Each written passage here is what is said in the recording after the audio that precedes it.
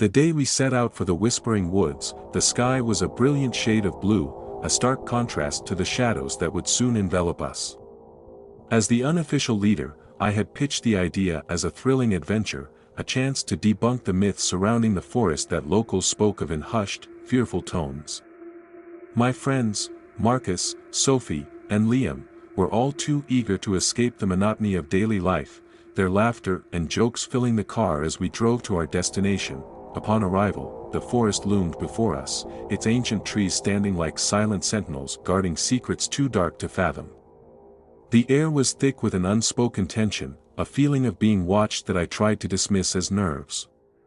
We set up camp in a clearing, the forest surrounding us feeling oppressively close, as if it were closing in, eager to listen to our conversations. As night fell, the forest's eerie beauty transformed into something more sinister. The darkness was absolute, the kind of darkness that feels alive, breathing down your neck. It was then that I first heard the whispers, so faint I thought my mind was playing tricks on me.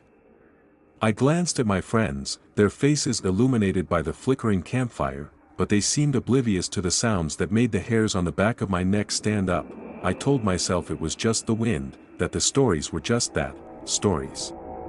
But as the night deepened, the whispers grew louder, more persistent, weaving through the cracks in our laughter and seeping into the edges of our comfort. They were indecipherable at first, like the rustling of leaves, but there was a cadence to them, a sinister melody that danced on the edge of comprehension.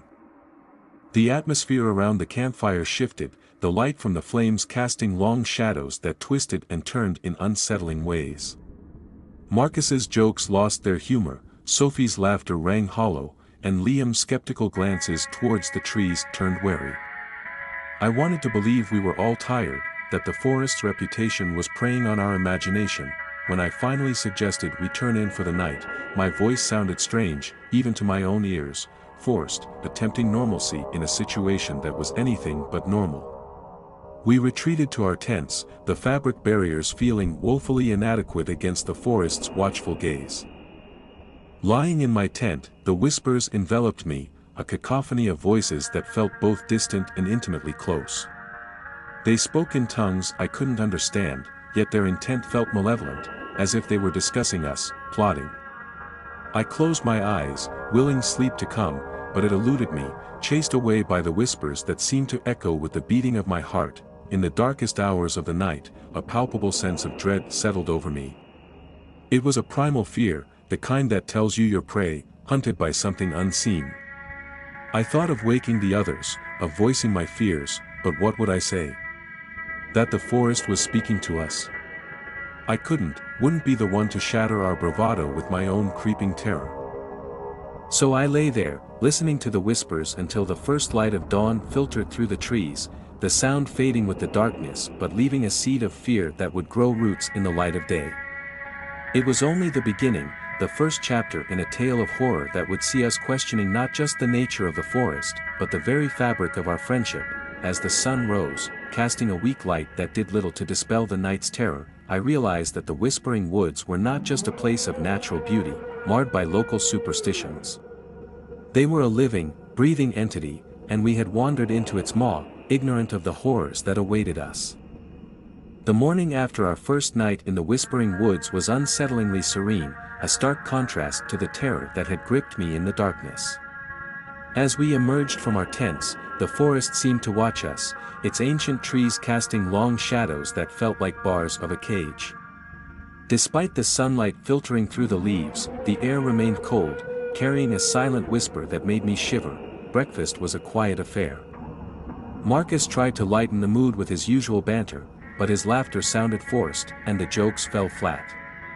Sophie and Liam exchanged uneasy glances but said nothing, their usual morning cheer replaced by a palpable tension. I wanted to speak up, to share the fears that had kept me awake, but the words wouldn't come. Admitting to the whispers felt like acknowledging their power, and I wasn't ready to cross that line. Determined to dispel the unease, I suggested we explore the forest. Maybe we'll find the source of those sounds, I said, carefully avoiding the word whispers. The others agreed, albeit reluctantly, and we set off into the woods, the forest in daylight was a maze of beauty and shadows. Light filtered through the leaves in ethereal beams, but the beauty did nothing to ease the growing dread in my heart. The deeper we ventured, the more the forest seemed to close in around us, the trees whispering secrets in a language we couldn't understand. It was Sophie who found the first sign that we were not alone in the woods. A doll, its features worn away by time, lay at the base of a tree. Its presence was incongruous, a stark reminder of the vanished village that had once called this forest home. The sight of it sent a chill through me, a premonition of horrors yet to come. As we continued, the forest revealed more of its secrets, a clearing where the trees seemed to recoil, as if in fear, a stream whose waters ran unnaturally cold, symbols carved into the bark of the trees, their meanings lost to time but filled with a sense of urgency. The whispers grew louder as we explored, no longer content to hide in the rustling of leaves. They spoke of darkness, of a hunger that had lain dormant in the heart of the forest. We tried to ignore them, to focus on the beauty of the natural world around us, but the forest had other ideas. Our journey took a terrifying turn when we stumbled upon a grove, the air thick with the scent of decay. In the center stood an ancient stone, its surface covered in the same symbols we had seen on the trees. The ground around it was barren, as if life itself dared not encroach upon its domain. The whispers converged around the stone, a cacophony of voices that drowned out all other sounds. They spoke of sacrifice, of blood spilled in the name of forgotten gods. The horror of their words was palpable, a weight that pressed down on us, suffocating in its intensity. Panic set in as the shadows began to move, coalescing into forms that were almost human. We ran, the forest alive with the sound of our terror. Branches reached out like fingers, tripping us, slowing our escape as the whispers laughed. We emerged from the grove breathless and terrified, the forest's malice a tangible presence at our backs. The way back to camp was fraught with fear, every rustle of leaves a potential threat. When we finally collapsed in our clearing, the safety of the campfire seemed an illusion, a fragile barrier against the darkness that encroached upon us. That night, the whispers were relentless, a symphony of malice that promised our doom. As I lay in my tent, listening to the forest's hunger, I realized the truth. The whispering woods were not just a place of natural wonder, but a domain of ancient and unspeakable horror, and we were its unwitting prey. The darkness of the second night in the whispering woods was a palpable entity, suffocating in its intensity. The fire crackled and hissed, casting eerie shadows that danced like specters around our camp. The whispers had grown bolder, no longer hiding behind the facade of the wind. They were voices now, clear and malicious, weaving tales of despair and death that chilled the blood in our veins. Sleep was an impossibility. We sat huddled around the fire, the light a meager shield against the encroaching darkness. The forest seemed to close in on us, a predator eyeing its prey. The air was thick with anticipation, as if the woods themselves were holding their breath, waiting for the moment to strike. It was in this oppressive atmosphere that the bonds between us began to fray. Accusations flew, fueled by the whispers that knew our deepest fears and darkest secrets. Marcus, usually the heart of our group, turned sullen and withdrawn, his eyes shadowed by something that seemed to gnaw at his sanity. Sophie trembled uncontrollably, her once vibrant spirit dimmed by the relentless assault of the forest's malice. Liam, ever the skeptic, had no explanations now, his face etched with a terror that spoke of shattered beliefs. The whispers played on our fears, turning friend against friend until trust was a distant memory. In a moment of madness, Marcus vanished into the darkness, his screams a fading echo that haunted the silent woods. We searched frantically, calling his name into the night, but the forest offered no answers, only the mocking laughter of the whispers.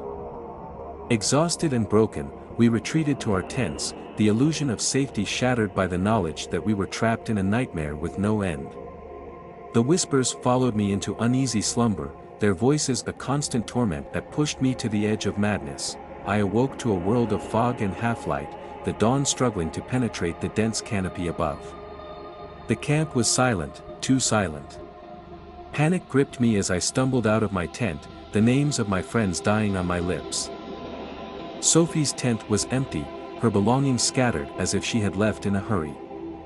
Liam's was much the same, an eerie calm that belied the storm of the previous night. The realization hit me like a physical blow. I was alone in the heart of the whispering woods, abandoned by my friends, or worse, the whispers were my only companions now, their voices a constant barrage that sought to drive me to despair. I wandered the camp, a ghost in a world of shadows, the weight of solitude pressing down on me. In a moment of clarity amidst the chaos, I understood the true horror of the whispering woods. It was not the specters that haunted its depths or the ancient evils that lurked in its heart. It was the forest's ability to turn us against each other, to feed on our fears and rip apart the bonds that held us together. Armed with this bitter knowledge, I made my decision. I would not let the forest claim me as it had claimed my friends. I would face the whispers and the shadows, fight my way through the darkness to the light beyond. But as I set out into the woods, the forest seemed to shift around me, paths twisting and turning in impossible ways. The whispers grew louder, a cacophony of voices that drowned out all thought, leading me deeper into the heart of darkness, and in that moment, I realized the truth: the whispering woods were not just a place of horror. They were a living, breathing entity, and I was its chosen prey, ensnared in a web of fear from which there was no escape. The forest around me was a labyrinth, its paths twisted in upon themselves, leading me deeper into despair. Each step felt like a descent into madness, the whispers my constant companions, narrating my doom with gleeful malice. The trees seemed to watch, their ancient boughs groaning in the wind, a chorus to the whispers that never ceased. The absence of my friends was a void, their fates a mystery that gnawed at the edges of my sanity. In my heart, a battle raged between the will to survive and the crushing weight of isolation. The forest, with its unseen eyes and mocking whispers, seemed to feed on this conflict, its appetite insatiable. The realization that I was alone, utterly and hopelessly alone, was a specter more terrifying than any ghost or shadow the woods could conjure. As I wandered, aimless and despairing, I stumbled upon a clearing unlike any other. The air here was charged, electric, as if the very ground pulsed with unseen energy. At its heart stood an ancient stone, runes carved deep into its surface, glowing faintly with a light that seemed to emanate from within.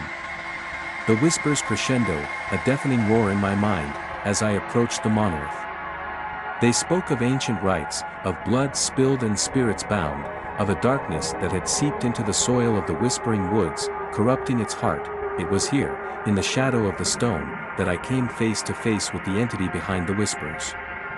It was formless, yet its presence was a tangible force, a maelstrom of hatred and hunger that threatened to consume me. The air around it shimmered with darkness, shadows coalescing into a semblance of form, a mirror to the fear that gripped my soul. The entity spoke, its voice a multitude of whispers, each word a dagger in my mind. It told of a pact broken, of a curse unleashed upon the forest. It spoke of my friends, their spirits now bound to the woods, their demise a testament to the forest's wrath. And it spoke of me, the last piece in its macabre puzzle, my soul the final offering to quench its thirst. Despair turned to rage, a burning need to defy this creature, to reclaim my fate from the jaws of the forest. But as I railed against it, the entity only laughed, a sound that chilled the very air. It offered me a choice, a cruel bargain that would grant me passage from its domain but at a cost too terrible to bear. I would leave the whispering woods, but I would carry its curse with me, a herald of doom to all who would listen. My freedom was a poisoned chalice, my survival a chain that would bind me to the forest's will. The decision was a torment, each option a path to ruin. But in the end, the will to live, to breathe fresh air and see the sun once more, overcame the horror of my choice. I accepted the entity's bargain, my voice a mere whisper against the roar of the forest. As I stepped from the clearing, the forest receded, its oppressive presence lifting like a fog. The whispers faded, but they did not disappear. They became a murmur at the edge of my consciousness, a reminder of the price of my survival. The world beyond the trees was blindingly bright, a stark contrast to the shadows I had left behind. I emerged from the whispering woods a changed being, my soul scarred by the horrors I had witnessed, my heart heavy with the burden of my choice. But even as I stepped into the light, I knew the darkness of the forest would never leave me. I had become a vessel for its malice, a pawn in a game that spanned centuries. My friends were lost, their memories a specter that would haunt me to my dying day, and so, I walked away from the whispering woods, the weight of my survival a yoke around my neck, the whispers a constant companion that whispered of death, of darkness, and of a forest that hungered for more. The world outside the whispering woods felt alien, its colors too bright, its sounds too loud. I emerged from the forest's embrace like a specter, my eyes adjusting to the light of a sun I had never expected to see again. The weight of my survival pressed down on me, a heavy cloak woven from the whispers that still clung to the edges of my mind. In the days that followed, I found no peace. The whispers were a constant presence, a chorus only I could hear, narrating a tale of darkness that had become my reality. People around me moved like shadows, their lives untouched by the horror that had consumed mine. I wanted to scream, to warn them of the malevolence that lurked just beyond their sight, but I knew they would never understand. How could they? The forest's curse was mine alone to bear. I tried to return to some semblance of normalcy, but the attempt was futile. The faces of Marcus, Sophie, and Liam haunted my every moment, their fates a burden that bowed my shoulders. I saw them in my dreams, heard their screams in the silence of the night. Guilt was my constant companion, gnawing at the edges of my sanity. I had survived, but at what cost? The entity's bargain was a poison that seeped into the very marrow of my bones. I had become a harbinger of the forest's will, a living testament to its power. The knowledge that I was bound to it, that my survival had doomed me to a life of torment, was a cage from which there was no escape. In my isolation, I penned a warning to those who might be tempted by the allure of the whispering woods. I poured my soul into the words, a desperate attempt to prevent others from falling prey to its hunger. But even as I wrote, I knew it was in vain. The forest's call was a siren song, its curse a cycle doomed to repeat. The final thread of my sanity frayed and snapped the day I heard the whispers outside the confines of my own mind. They had followed me, a malevolent shadow that clung to my footsteps.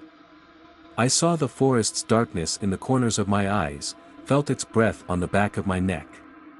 The barrier between the woods and the world had been breached, and I knew then that there was no running from the curse I had embraced. In the end, I returned to the whispering woods. The forest welcomed me like a prodigal son, its shadows embracing me with cold arms. The whispers enveloped me, a cacophony of voices that hailed my return. I walked into the heart of the darkness, the stone monolith my final destination. There, I offered myself to the entity, a soul consumed by guilt and madness. The forest's hunger was insatiable, but in my sacrifice, I found a twisted form of solace. The whispers quieted, their torment stilled by the acceptance of my fate. As the darkness claimed me, I saw the faces of my friends one last time, their eyes forgiving, their smiles a bittersweet farewell. The whispering woods claimed another victim, its appetite quelled for a moment. But the cycle would continue, the whispers would rise again, and others would fall prey to its call. I had become a part of the forest, my spirit bound to its heart, a sentinel of the curse that would lure the unwary into the shadows, and so, the tale of the whispering woods grows, each soul it claims another verse in its never-ending song of darkness.